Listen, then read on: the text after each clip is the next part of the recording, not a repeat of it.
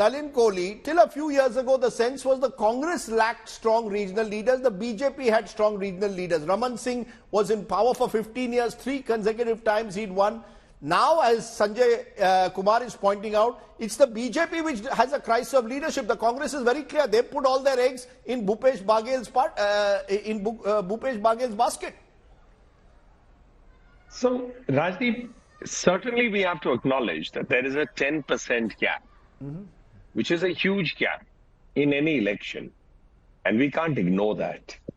However, in 5 years, one factor already your panelists has spoken about is the lack of the vote cutting of Ajit Jogi, who was a player there.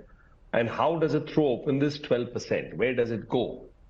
I'm prone to believe that this is a vote that didn't want to go with the Congress because Mr. Jogi's original roots were with the Congress. So therefore, I would say that these votes are up for grabs away from the Congress. And certainly, as a BJP party, we would hope that a bulk of that shifts to us. But you're not answering my question. The absence of, absence of strong regional leaders. You have to allow me to build my case. Go ahead. So, I was pointing out, it's not just about leadership. For example, and it's relevant to point, vote shares sometimes can be misleading.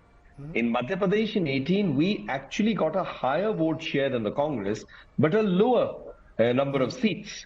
So therefore, I'm prone to believe that the organizational structure of BJP has been consistent and strong. What we have lost out in the last time perhaps would have been anti-incumbency because we had won 3 elections consecutively. Now, I would hope to say that we have consistently in these last 5 years worked on the organization, and as an organization being involved in it in some way, maybe in the Northeast, I've seen how the Central Party has efforts on the booth and then above the booth in terms of the Lok Sabha and the Vidhan Sabha.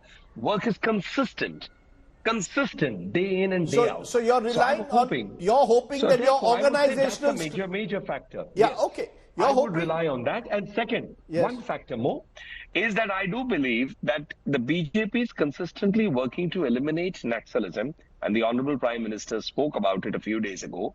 Amit Bhai Shah, Home Minister, spoke about it, is a factor also because peace is always a factor which is important in terms of, cleaning up that Naxal issue and all.